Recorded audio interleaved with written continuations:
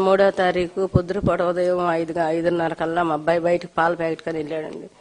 అప్పుడు అక్కడక్కడ కొక్కులేరులు ఉన్నాయంట. మాకైతే వాళ్ళు వస్తారని తెలియదు. కొక్కులేరు ఉన్నట్టు భయం వేసి సరే యాన్ పెట్టుకుని కొంచెం సామాను తీసుకుందాంలని యాన్ పెట్టుకున్నాం. ఆ యాన్లో కొంచెం సామాను కొద్దిగా వేసేటప్పటికే వచ్చేసారు. ఎదర వేసుకుంటున్నాం, వెనకాల మొత్తం కొట్టేశారు. అప్పటికి వెనకాలకి వెళ్ళి కొంచెం ఆగండి అయ్యా సామాను వేసుకుంటున్నాం అన్నా కానీ ఆగల. ఇక భయపడిపోయి ఇక అమ్మ సామాన్ వరకు తీసుకెళ్లిపోయి ఇంకా కొంత ఇంట్లోనే ఉంది. 2 పిల్లలండి, 2 ఇల్లులు మాయి. 2 పిల్లలు సామాను పిల్లలు తల్లులు అందరం ఆగమైపోయి ఊరికొకరిని చెట్టుకొకరిని పట్టుకొకరిని చేశారు. నేనైతే ఇప్పుడు బయటే వండుకొని తింటున్నాను. చెట్టు కూడా లేకుండా చేశారు వాకిట్లో. అది మనం మాట్లాడే అంత ఇది కూడా వాళ్ళు ఇవ్వట్లేదండి. అంత అడావుడిగా వచ్చేసి గందరగోళం చేసేసారండి. ఇంకా కొంచెం చేపట్లో అయితే మాకు ఆ ఆర్డర్ కూడా వచ్చిద్దని చెప్పినా వినిపించుకోలేదండి. ఫోన్లో చూపిస్తున్నా కానీ మాకు చదువు రాదు, మేము అనేది చూడలేదండి. కొట్టేళ్ళదాకా వాళ్ళు నిద్రపోలేదండి. మొత్తం శుభ్రంగా ధ్వంసం చేసేసారండి. మేము తక్కువలో కొనుక్కున్నాం అని చెప్తున్నారండి. అన్ని ఒట్టిదేనండి. మేము ఆ రోజు గవర్నమెంట్ ఏ యాల్వి ఉందో ఆ యాల్వి ప్రకారం కొనుక్కున్నామండి. ఇప్పుడు ఇన్ని సంవత్సరాలు మేము కొనుక్కొని 26 సంవత్సరాలు 2001లోనే మాకు రిజిస్ట్రేషన్ అయింది. మరి ఆ రోజే వచ్చి మాకు ఇలా ఉంది అది అని చెప్తే మేము ఆ తోటి అలా ఆగిపోయేవాళ్ళం కదా. వీళ్ళ కాడి కోడళ్ళ మెళ్ళలో ఈ మాయి మొత్తం తీసేసుకొని ఇల్లులు కట్టుకొని చేసిన తర్వాత 10 సంవత్సరాలు కట్టుకొని ఆ ఇంట్లో ఉన్న తర్వాత ఇప్పుడు వచ్చి మొత్తం కొట్టేసుకుంటే మేము ఎక్కడ ఉండాలి? ఒకళ్ళకి 3 కాపురాలు, ఈ 42 మంది కాక ఒక్కొక్క ఇంట్లో 2-3 ఉంటున్నారండి. మరి ఇప్పుడు మేము ఏం చేయాలి? ఎక్కడ మా దగ్గర రూపాయి లేదు. ఇంకా మాకు 9 లక్షల అప్పు కూడా ఉంది. మరి మాకు గవర్నమెంట్ న్యాయం చేయాలనే కోరుకుంటున్నాం అందరూ కూడా. నమస్తే సార్, మా భవానీపురం జోజీనగర్ అండి. పోయిన బుధవారం డిసెంబర్ 3వ తారీఖున మా ఇళ్ళన్ని ఎర్లీ మార్నింగే వచ్చేసి చర్చిలో ప్రేయర్ జరుగుతుంది సార్. అందరం ఉన్నాము, ఇక ఫొటోస్ కూడా మేము చర్చిలో ఉన్నాము. ప్రేయర్ జరుగుతుంటేనే లోన బయట పెట్టగోడ కాంపౌండ్ వాళ్ళు కూల్చేశారు సార్. అది కూల్చేసిన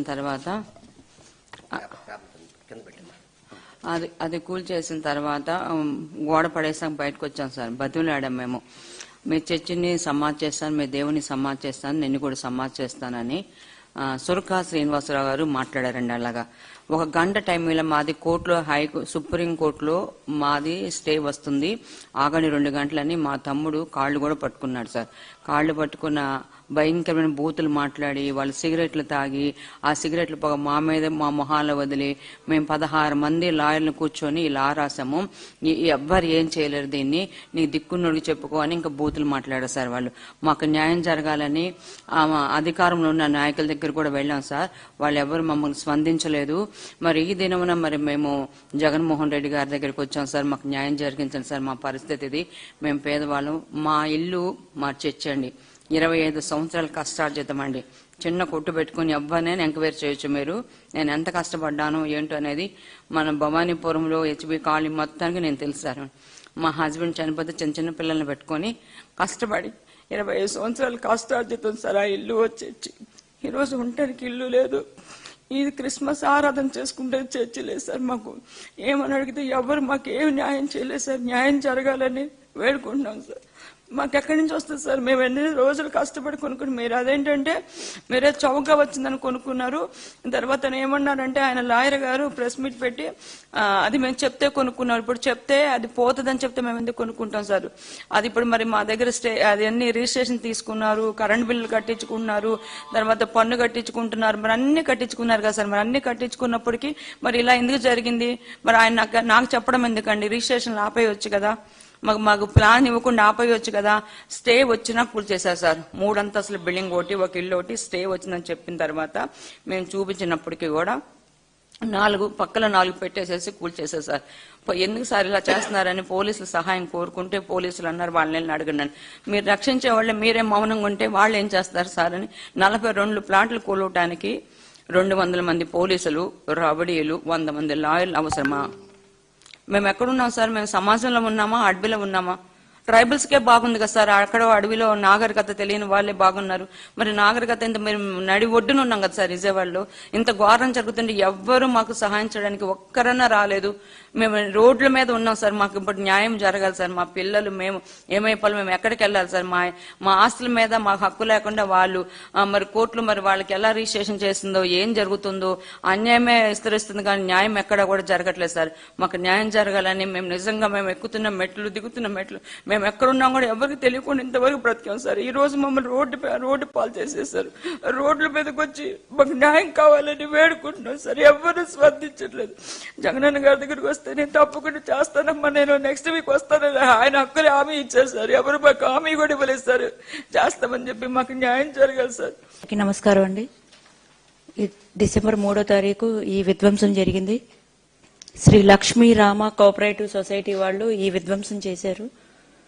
42 కుటుంబాలు ఉన్న పళంగా రోడ్డును పడిపోయామండి.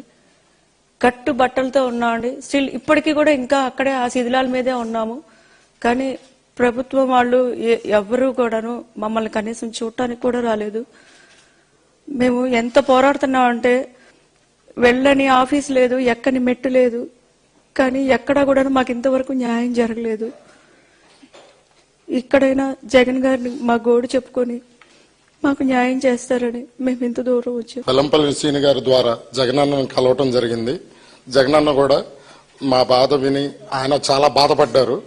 ప్లస్ వచ్చే నెక్స్ట్ వారంలో మన ఫ్లాట్స్ దగ్గరకు వచ్చి నేనంతా మీకు లాస్ట్ దాకా తోడుంటానని శ్రీనన్న చెప్పారు. అలానే జగన్ గారు బాగా ఇదయ్యారు, రెస్పాండ్ అయ్యారు. వీళ్ళు అసలు ఈరోజు మేము ఈ ఆంధ్రాలో ఉండాలా వద్దా, మా ఇల్లులు మేము 25 ఏళ్ల నుంచి మేము ట్యాక్సులు కడుతున్నాం, లోన్లు ఉన్నాయి, అన్నీ ఉన్నాయి. ఈ రోజు కూలదోశారు. మేము ఆంధ్రాలో ఉండాలా, వెళ్ళి తెలంగాణలో బతకాలా? మేము ఇక్కడ మాకు ఎలానో సెక్యూరిటీ లేదు. మేము అదే తెలంగాణ వెళ్ళిపోతామని సీనన్న గారికి చెప్తే లేదు, జగనన్న ఉన్నారు మనకు తోడుగా ఉంటారని జగనన్న దగ్గర తీసుకొచ్చి మాకు జగన్ గారిని కల్పించి మాట్లాడారు. మాకు ఫుల్గా భరోసా ఇచ్చారు. దీనివల్ల మేము ఫుల్ హ్యాపీ అందరం. ఇప్పుడు జగనన్నే ఏమన్నా చేసినా మాకు. నమస్తే, నా పేరు లలిత కుమారి. డిసెంబర్ 3వ తారీఖు ఈ విధ్వంసం జరిగింది. ఎంతో మంది పోలీసులు, లాయర్లు వాళ్ళ ఒక సామాన్యుని కూల్చడానికి ఇంతమంది లాయర్లు, ఇంత బందోబస్తు అవసరమా? అదే ఆ ప్లేస్ లో ఎవరైనా గవర్నమెంట్ వాళ్ళు, రాజకీయ నాయకులు ఉంటే ఇంతవరకు తీసుకురారు కదా. మేము సామాన్యులము, ఏమీ చేయలేము, మాకు అండలేదు, ఏమీ లేదని వాళ్ళు ఈ విధ్వంసానికి తలపడి రామా కోఆపరేటివ్ సార్ అదే 1981లో మాది అని అంటున్నారు. రిజిస్టర్ ఆఫీస్ లో ఒక కాగితం వేసి మా అందరినీ సేవ్ చేయొచ్చు. ఇంతమంది 42 మంది రోడ్డు మీద పడేవాళ్ళం కాదు కదా.